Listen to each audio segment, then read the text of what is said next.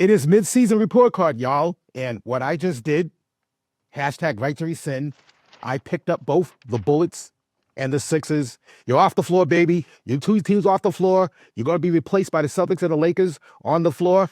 As I said at the top of this season, Sixers prove me wrong, and Sixers have a habit of proving me wrong. And the defending neighborhood league champions, the Bullets, I showed that team no love at the season premiere. So to both you teams, all I can say is, I sigh. Back in the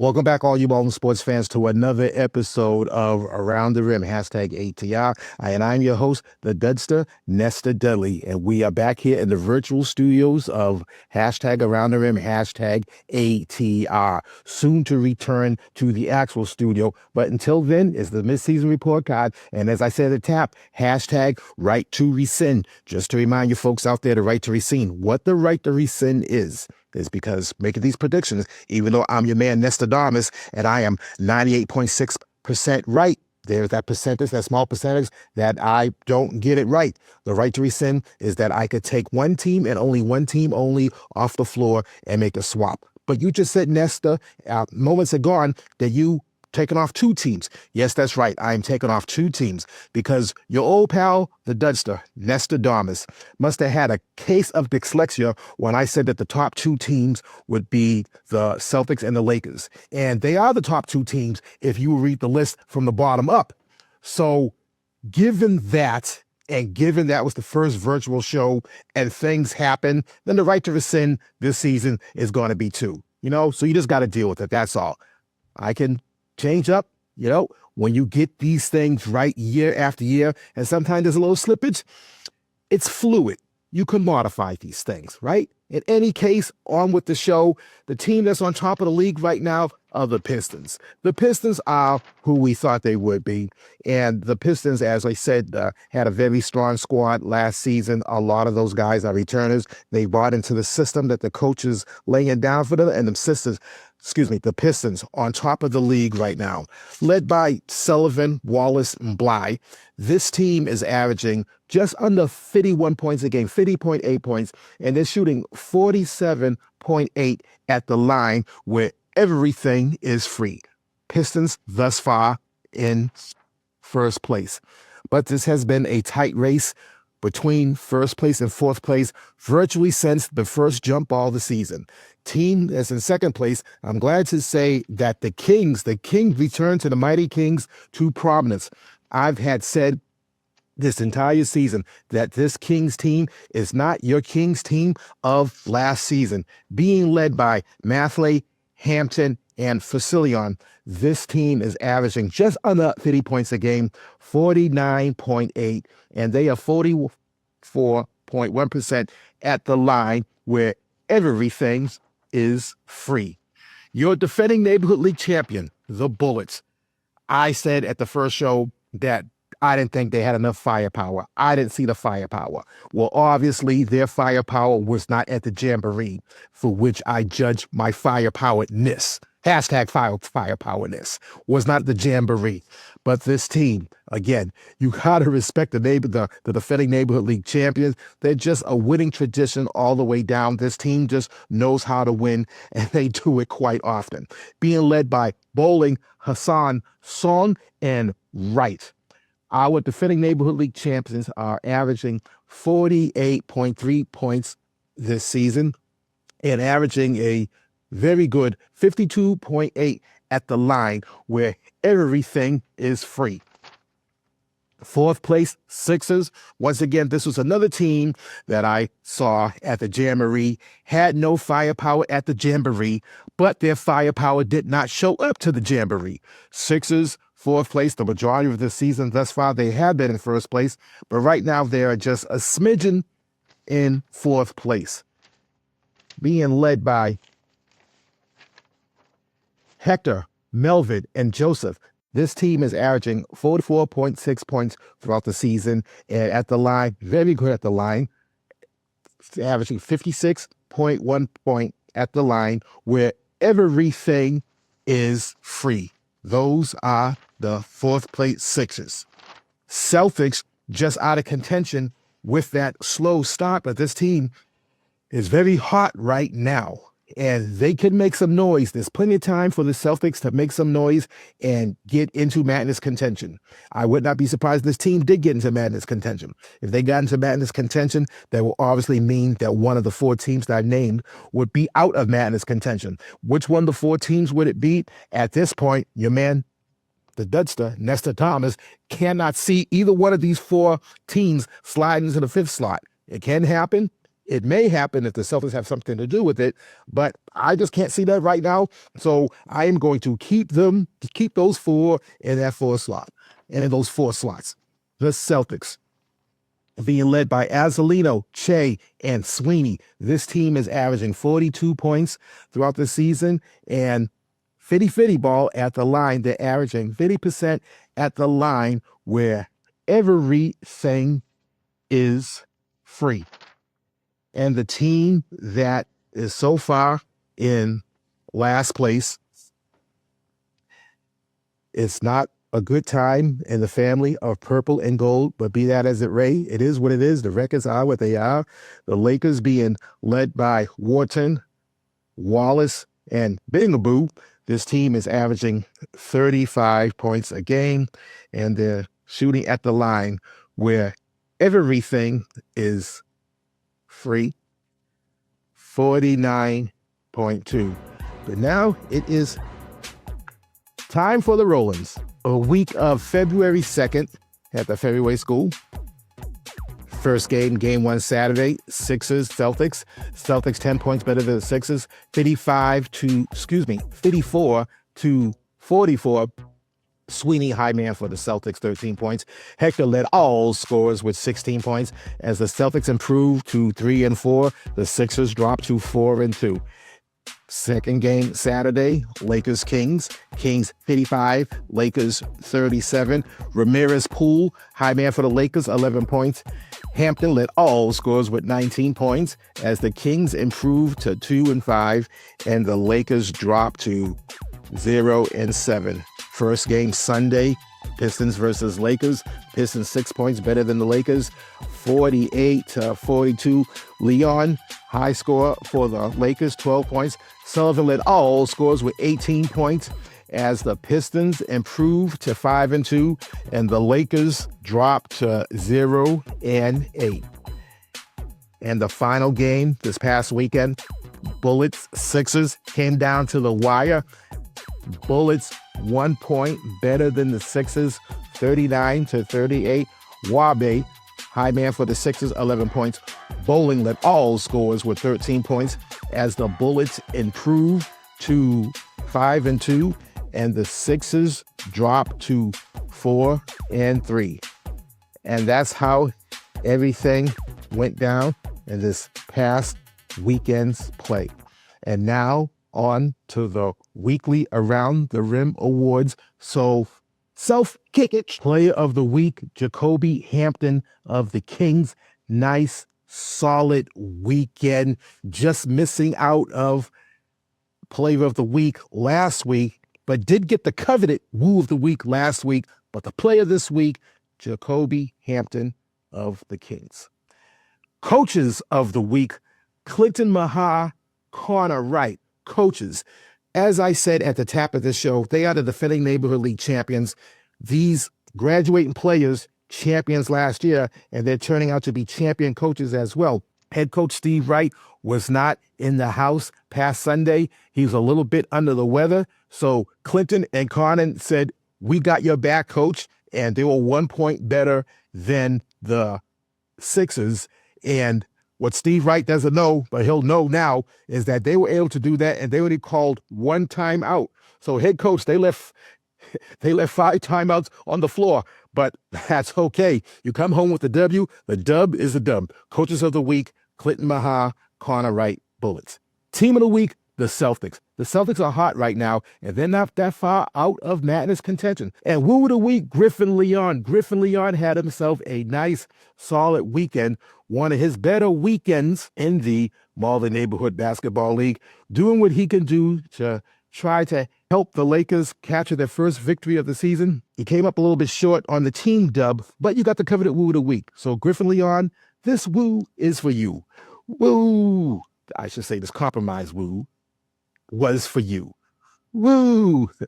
And now on to the standings. Pistons on top of the league right now, 5-2, followed by the Kings, 5-2. Bullets, third place. Our defending neighborhood league champions, 5-3. Sixers, 4-3. Celtics trying to make a mid-season push. Thus far, as I said, they are right out of madness contention on a 2-game win streak, 3-4. And the Lakers, unfortunately, are still on the schneid, 0-8. Saturday's game coming up, February 8th. First game, Sixers versus Kings. Second game, Lakers versus Bullets. And in that first game, it is hashtag too close to call. Sunday, first game, Lakers Pistons. Second game, Celtics versus, not the Pistons. I had the Pistons twice. Oh, like Pistons playing a doubleheader. I actually did a Brad with betting. So good thing I have the score booked right here. So that second game is going to be Celtics versus Pistons. And that first game is going to be Lakers versus Sixers. That's what happened when you need a proofreader in his. But in any case, these games are 1 hour early. So that first game's at 1:30. That second game is at 2:45. Hashtag Super Bowl Sunday. That's why the games are early. The Super Bowl, where it's going to be the Philadelphia Eagles against the Kansas City Chiefs. Who do you got? I know who I got. Will I tell you at the end? Maybe I will. Maybe I won't. Right on cue. That was a smooth transition. It is February. And February, Black History Month. And as tradition continues, we're going to supply a Black History moment where we drop some knowledge. This week, Black History moment, as we highlight LeRoy Locke, 1885 to 1954, an American writer, philosopher, and educator, distinguished in 1907 as the first African-American Rhodes Scholar. Locke became known as the philosophical architect, the acknowledged dean of the Harlem Renaissance. He is frequently included in listings of influential African-Americans. On March 19, 1968, the Reverend Dr. Martin Luther King Jr. proclaimed, "We're going to let our children know that the only philosophers that lived were not Plato and Aristotle, but W.E.B. Du Bois and Alain Locke came through the universe." And that, my friends, has been your Black History moment. But you know what I say, and I quote my favorite professional wrestler of all time, Trey TSOG, the smooth operating gangster: take no promotion like self-promotion, where you can read everything that goes on in the Malden Advocate. The paper is free for the cheap online home where you can find us.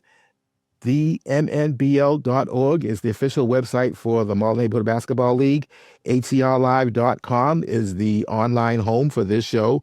And Instagrams, you can follow the league at MNBL 1986. Around the Rim, stream ATR on all devices. Live VOD, once again, ATRLive.com website.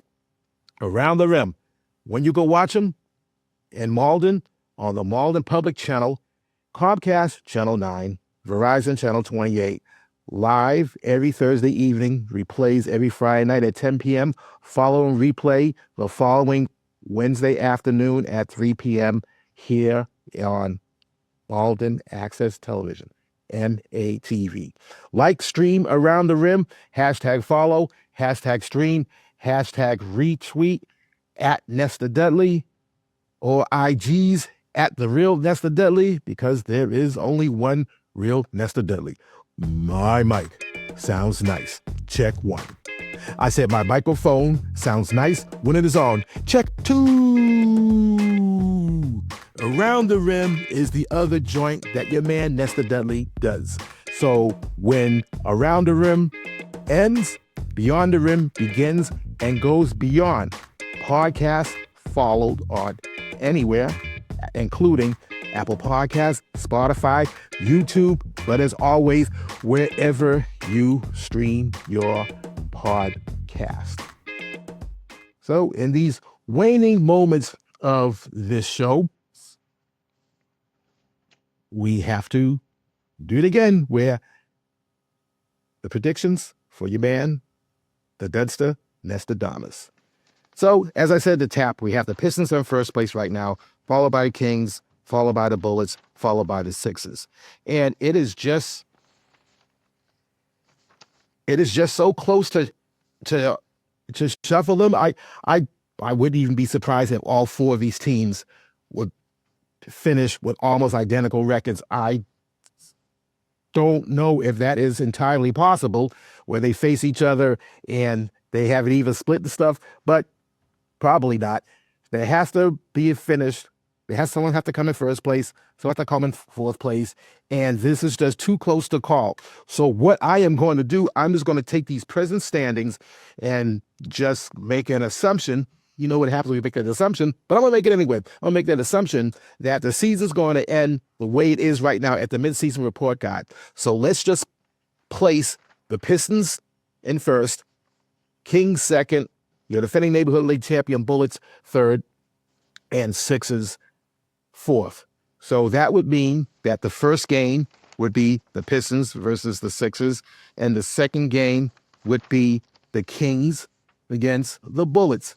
So Pistons, Sixers, Kings, Bullets is going to be a battle. It's going to be overtime. Matter of fact, with these four teams, I think Madness Weekend, I think it's going to be a Madness Weekend that we've never had before in terms of the finish. So I'm going to name Madness Weekend right now, hashtag overtime. Think of the two Madness games going to go overtime. I don't think of the championship game, the MNBL championship game, the big dance is going to go overtime. So game one, first place Pistons against the fourth place Sixers. This game is going to go overtime, but when the dust settles, when the smoke clears, it's going to be a Piston victory. So the Pistons are moving on to the big dance. And then the next game, followed by the second place Kings against the third place Bullets.